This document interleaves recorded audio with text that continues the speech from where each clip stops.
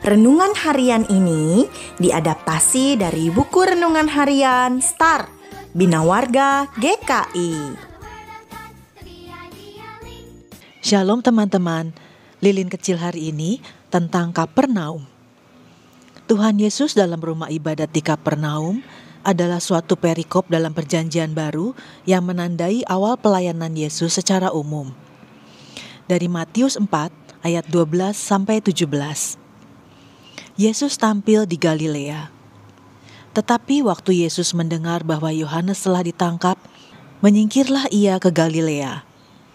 Ia meninggalkan Nazaret dan diam di Kapernaum, di tepi danau, di daerah Zebulon dan Naftali.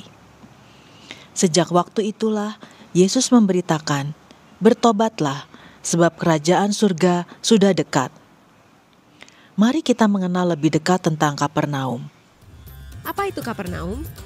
Kapernaum dalam bahasa Ibrani disebut Kefar Nahum atau kampung atau kota Nahum, adalah sebuah tempat tinggal di tepi laut Galilea.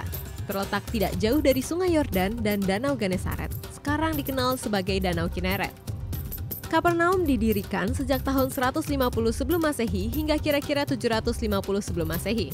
Dalam kitab Injil Lukas dikatakan bahwa tempat ini merupakan rumah dari sejumlah murid Yesus, yaitu Petrus, Andreas, Yakobus, dan Yohanes, dan juga pemungut cukai Matius. Dalam Injil Matius 4 ayat 13, tempat ini merupakan rumah Yesus. Kapernaum adalah sebuah kota istimewa dalam kehidupan dan pelayanan Yesus. Kini situs ini hanya tinggal reruntuhan saja. Peristiwa apa saja yang pernah terjadi di Kapernaum? Dahulu di kota ini, Yesus sering mengajar di setiap hari Sabat. Di kota ini pula, Yesus telah melakukan banyak sekali mukjizat. Di antaranya adalah Yesus membangkitkan anak perempuan Yairus, kepala rumah ibadah, melepaskan orang yang kerasukan setan di sinagoga, menyembuhkan orang lumpuh yang diturunkan dari atap, membuat 4 murid menangkap ikan dengan cara yang ajaib, menyediakan uang 4 dirham dalam mulut ikan untuk pajak yang harus dibayar Petrus, menyembuhkan hamba seorang panglima Romawi yang lumpuh, menyembuhkan anak seorang pegawai istana Raja Herod Antipas.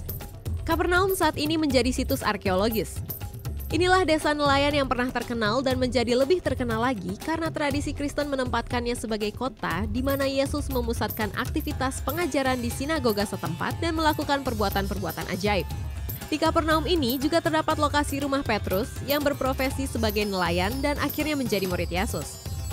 Situs arkeologis Kapernaum ini sangat kontras dengan keindahan alam di sekitar danau karena sekarang Kapernaum tinggal puing-puing dari masa lalu yang terus dijaga kelestariannya.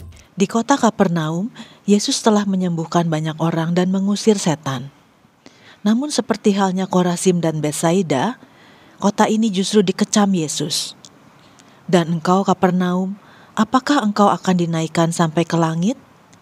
Tidak, engkau akan diturunkan sampai ke dunia orang mati.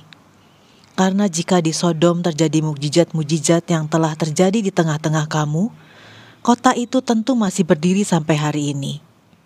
Tetapi aku berkata kepadamu, pada hari penghakiman, tanggungan negeri Sodom akan lebih ringan daripada tanggunganmu."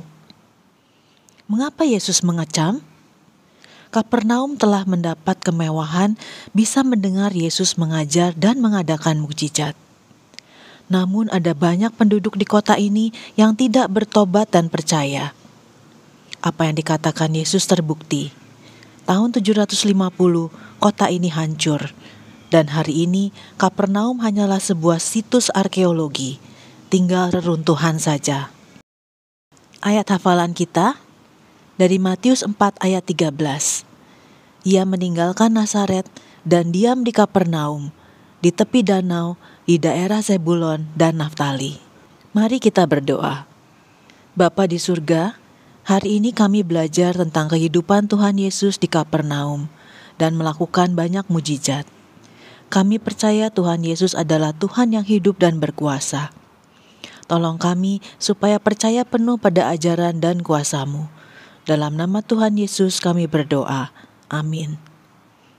Kami bersyukur dapat belajar tentang Kapernaum, tempat di mana Tuhan Yesus banyak mengajar dan membuat banyak mukjizat. Sampai jumpa lagi teman-teman. Tuhan Yesus memberkati. Lilin kecil hari ini 13 Februari 2024 rencananya adalah jadwal Kak Niko. Tetapi Tuhan sudah memanggil Kak Niko pulang. Selamat jalan Kaniko. Selamat bersama Tuhan Yesus dalam terang abadi. Terima kasih sudah mengasihi anak-anak supaya mengenal keselamatan di dalam Tuhan Yesus.